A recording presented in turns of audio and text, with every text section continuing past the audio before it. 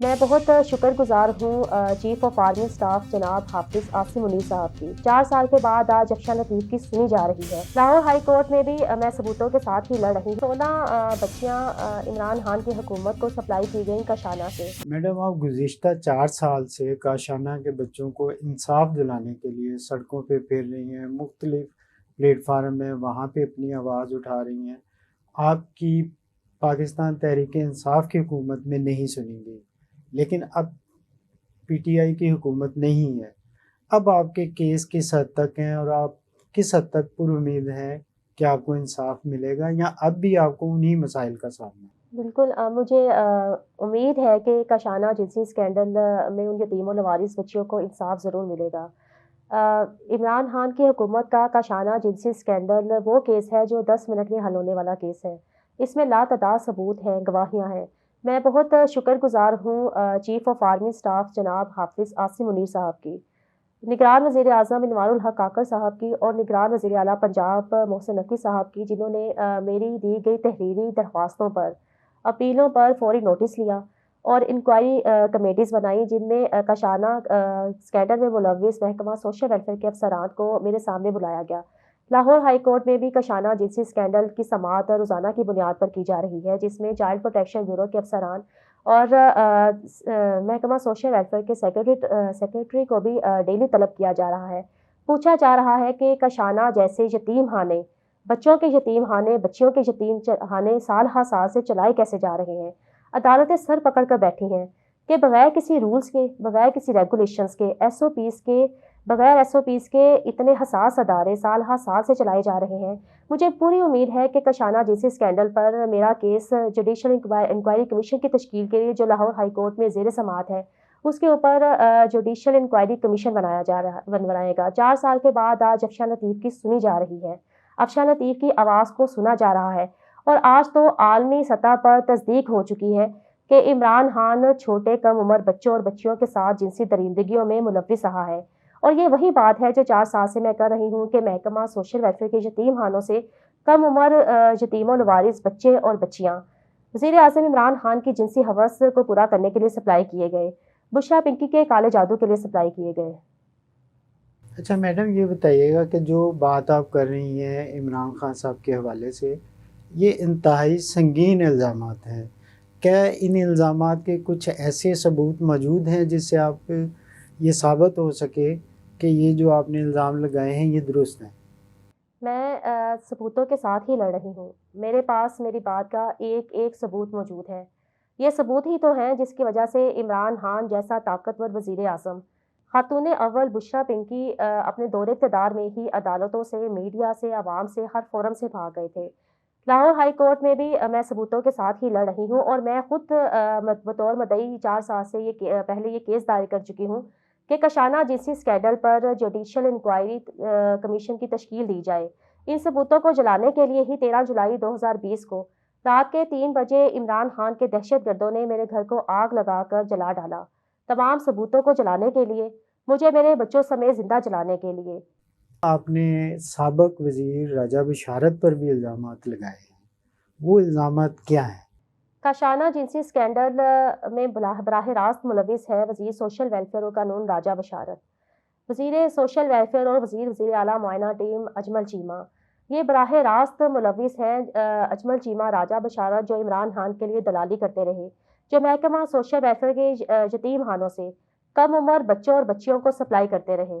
اچھا میڈم، یہ بتائیے گا کہ کتنے بچے ایسے ہیں جو آپ کی نظر میں ہیں کہ یہ بچے کاشانہ سے غائب ہوئے ہیں، اور آپ کے پاس کوئی ایسا کوئی طریقہ، آپ کے پاس کوئی ایسی تجویز کہ آئندہ ایسا کچھ نہ ہو سکے، کیا کیا جائے اس کے لیے؟ 16 بچیاں عمران خان کی حکومت کو سپلائی کی گئیں کاشانہ سے۔ 24 ستمبر 2018 کو خاتون اول بشرا پنکی نے فرا گوگی کے ساتھ کاشانہ کا دورہ کیا۔ نہ صرف کاشانہ کا بلکہ گہوارہ سوشل ویلفیئر کمپلیکس کا بھی دورہ کیا، جس کے بعد کاشانہ سے اور گہوارہ سے بچے اور بچیاں غائب کی گئیں۔ کاشانہ جنسی اسکینڈل میں لاتعداد ثبوت ہے۔ کاشانہ جنسی اسکینڈل ایک ماڈل کیس ہے سرکاری یتیم خانوں کو، دارالامانوں کو راہ راست پر لانے کے لیے۔ سخت ترین مانیٹرنگ کی جائے۔ کاشانہ یتیم خانہ جو 1974 میں قائم کیا گیا، اس ادارے میں کاشانہ ادارے میں 1974 سے کوئی ایک بھی سی سی ٹی وی کیمرہ موجود نہیں تھا۔ محکمانہ آڈٹ رپورٹ سپرنٹینڈنٹ شنو جمیل کی، اس میں لکھا گیا ہے کہ 2018 تک کاشانہ میں ایک بھی سی سی ٹی وی کیمرہ موجود نہیں تھا۔ اور آپ کو جان کر حیرت ہوگی کہ ایک سرکاری یتیم خانے میں جہاں پر کم عمر یتیم و لوارث بچیاں رہتی تھیں، ایک حساس ادارے میں 25 سال تک ایک نابینا سرکاری چوکیدار رات کی ڈیوٹی دیتا رہا۔ سرکاری بسوں میں، سرکاری گاڑیوں میں بچیوں کو دلہن بنا کر ادارے سے باہر لے کر جایا جاتا تھا۔ سخت ترین مانیٹرنگ کی جائے۔ اور میں 4 سال سے ایک ہی بات کر رہی ہوں کہ ان یتیم خانوں کو، سرکاری یتیم خانوں کو ریاستی ادارے اپنی تحویل میں لیں۔ عدلیہ اور پاک فوج۔ پاک فوج کا کام صرف بارڈرز پر عوام کی جان و مال کی حفاظت کرنا نہیں ہے۔ جو یتیم و لوارث بچے سرکاری سرپرستی میں رہتے ہیں، جو امانتاً رہتے ہیں، ان کی زندگیوں اور عزتوں کو بچانا بھی پاک فوج کا کام ہے۔ اور عدالتوں کا کام صرف خواتین کو دارالامانوں میں بھیجنا نہیں، بلکہ ان کی عزتوں کو یقینی بنانا، عزتوں کی حفاظت کو یقینی بنانا، ان کی زندگیوں کی حفاظت کو یقینی بنانا بھی عدالتوں کا کام ہے۔ آئے روز میڈیا پر یہ رپورٹس چلائی جاتی ہیں کہ دارالامان سے بچیاں غائب ہو گئیں، عورتیں غائب ہو گئیں، یتیم خانوں سے بچے غائب ہو گئے۔ اور اس کے اوپر فوری طور پر اگر میڈیا میں خبر آ بھی جاتی ہے تو معاملے کو دبا دیا جاتا ہے۔ بہت طاقتور چائلڈ ابیوز کا مافیا ملوث ہے، جنسی مافیا ملوث ہے ان یتیم خانوں میں، دارالامانوں میں، بچیوں کے، عورتوں کے جنسی کاروبار میں۔ بہت سارے ایسے اسکینڈل ہم اپنی زندگی میں دیکھتے ہیں، معاشرے میں دیکھتے ہیں کہ جن کے پیچھے کبھی کبھی سیاسی مقاصد بھی ہوتے ہیں۔ تو آپ کیسے یہ ثابت کریں گی کہ آپ کسی کے سیاسی مقاصد کو پورا نہیں کر رہی بلکہ آپ ایک مشن کے طور پر، ایک جہاد کے طور پر یہ کر رہے ہیں؟ کاشانہ جنسی اسکینڈل کا اگر سیاسی فائدہ کسی سیاسی جماعت نے اٹھانا ہوتا تو یہ بہت بڑا کیس ہے۔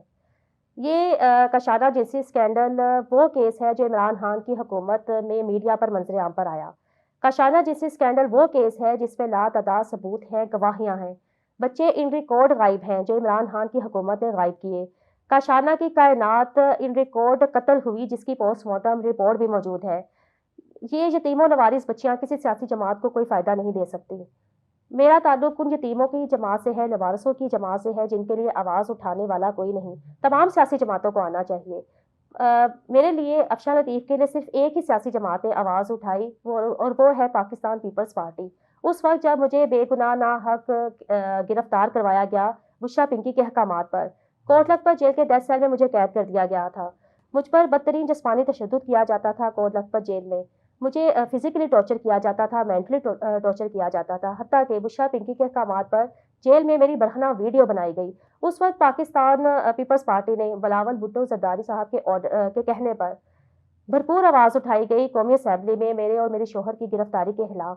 تمام سیاسی جماعتوں کو اس معاملے میں سامنے آنا چاہیے۔ کاشانہ جنسی اسکینڈل ایک ماڈل کیس ہے ان اداروں کو راہ راست پر لانے کے لیے۔ آپ کے میاں کا تعلق نون لیگ سے ہے اور آپ کے لیے آواز اٹھائی ہے پیپلز پارٹی نے، کیا نون لیگ اس معاملے میں کوئی سنجیدہ رویہ نہیں اپنا سکی یا آپ کے میاں اپنی آواز نون لیگ کے سربراہان تک نہیں پہنچا سکے؟ کاشانہ جنسی اسکینڈل وہ کیس ہے جس کا پاکستان مسلم لیگ نون نے اپوزیشن میں ہوتے ہوئے بھرپور فائدہ اٹھایا۔